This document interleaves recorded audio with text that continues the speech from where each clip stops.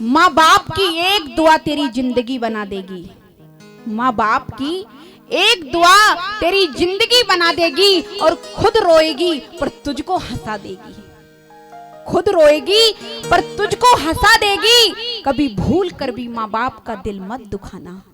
कभी भूल कर भी माँ बाप का दिल मत दुखाना प्यारे, क्योंकि माँ बाप की एक आंसू की बूंद पूरी धरती हिला देगी। पूरी धरती हिला देगी।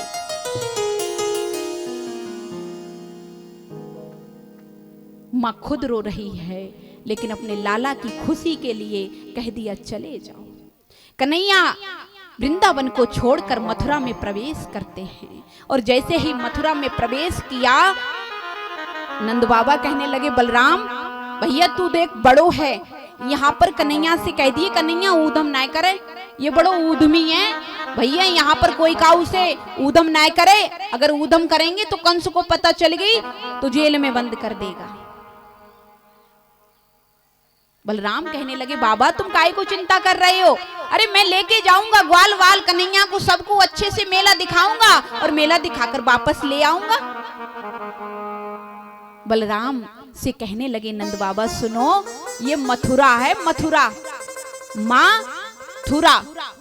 वैसे तो प्यारे माँ मानी मधुर और थू माने जिसने थू कर दिया है, जिसने अपनी इंद्रियों को थू कर दिया है उसी का नाम मथुरा है।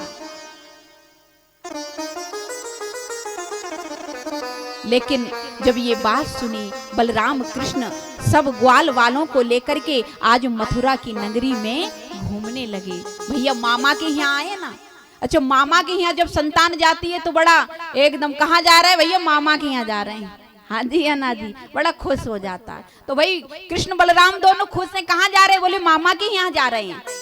मामा के यहाँ? हाँ मामा के यहाँ जा रहे हैं। राजघराने की बात है, ऊंची ऊंची अटारियां बनी हैं, बड़े बड़े महल दुमहला बने हैं। अरे ब्रजवासी है ना, बेजड़ की रोटी खाई है, पोखर का पानी पिया है, राजघरानों को देख करके चारों तरफ नजर घुमा के देख रहे हैं। मामा की नगरी बड़ी सुंदर है। कन्हैया के सभी मित्र कहने लगे कन्हैया कहाँ मामा के सभा में चलने वाले हैं? बोले हाँ। बोले देख तू लाला मामा के यहाँ जाने को तैयार हैं और देख हम पे तो वस्त्र आए हैं। भैया बिना वस्त्रन के मामा के यहाँ थोड़ी ना जाएं। अरे थोड़े बहुत तो कुछ अच्छे से वस्त्र होने चाहिए। कन्हैया बोले तुम सब कहा चाहो? बोले हम ये चाहें कि हम पर थोड़े वस्त्र हो जाते। कन्हैया बोले अब वस्त्र कहाँ से लावे? कन्हैया तुरंत सभी बाल मंडली को लेकर के धोबी घाट पर पहुंच गए और जैसे ही धोबी घाट पे पहुंचे, धोबी को देखा राजघरानों के वस्त्रों को बड़े धुल धुल के चमका चमका के रख रहा है। एकदम कन्हैया ने जाके कही मामा राम राम। मामा ने पूछे मुड़ के देखा कौन आ गया? बोले अच्छा तो तुम ही हो ग्वारिया गवार, क्या बात है? बोले मामा ऐसा करो थोड़े ये अपने चमकीले चमकीले वस्त्र हमारे इन मित्रन को दे दो और लौट के आके मामा के यहाँ से हम तुम्हारे वस्त्रन को वापस कर देंगे। धोबी कहने लगा अरे ग्वारिया गवार चले जाओ यहाँ से। अरे तुम क्या जानो राजऋषि वस्त्रों का पहनना? आज तक तुमने पोखर का पानी पिया और बेजड़ की रोटी खाई, आज तुम चमकीले वस्त्रों को पहनोगे? मामा तुम वस्त्र नहीं दोगे क्या? धोबी बोले जा रहे हो कि नहीं जा रहे हो? अगर हटोगे नहीं यहाँ से तो पता है। बोले क्या? बोले जो काम कंस करने वाले हैं ना थोड़ी देर में वो मैं अभी कर दूंगा।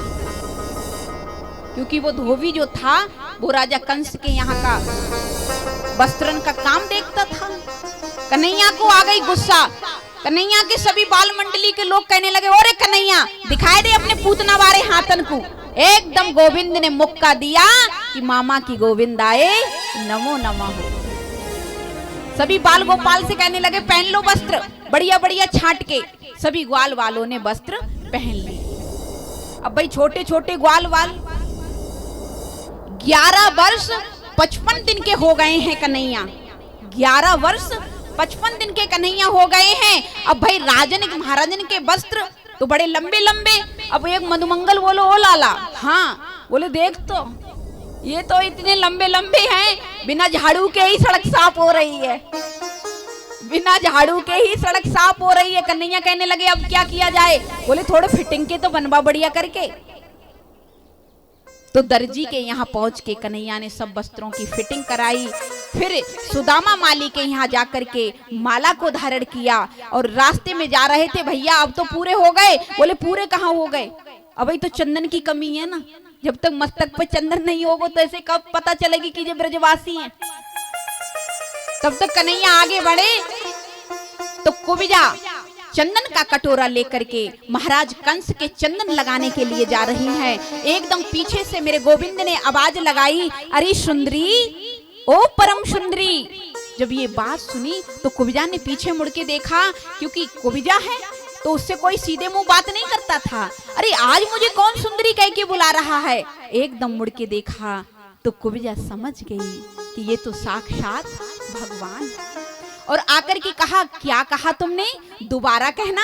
तो कहने लगे, अरे ओ परम सुंदरी, हमारे इन बाल गोपालों के सभी के चंदन लगा दे और जो भी तेरो खर्चा आएगा हम दे देंगे। तो तुरंत चंदन का कटोरा लेकर के कृष्ण भगवान के सभी ग्वाल वालों के चंदन लगाकर कहा, प्रभु हमने सबके चंदन लगा दिया। तो गोविंद कहने लगे, जरा मेरे पास में आओ। आकर के कुब्जा कई जगह से टेढ़ी है, एकदम मेरे गोविंद ने पैर के अंगूठे को कुब्जा के पैर से दबाया और ठोड़ी को हाथ से लगाकर जैसे ही झटका मारा कि कुब्जा परम सुंदरी हो गई। जब परम सुंदरी हो गई तो कुब्जा ने प्रणाम किया। कुब्जा सब समझ गई कि ये तो मेरे भगवान हैं।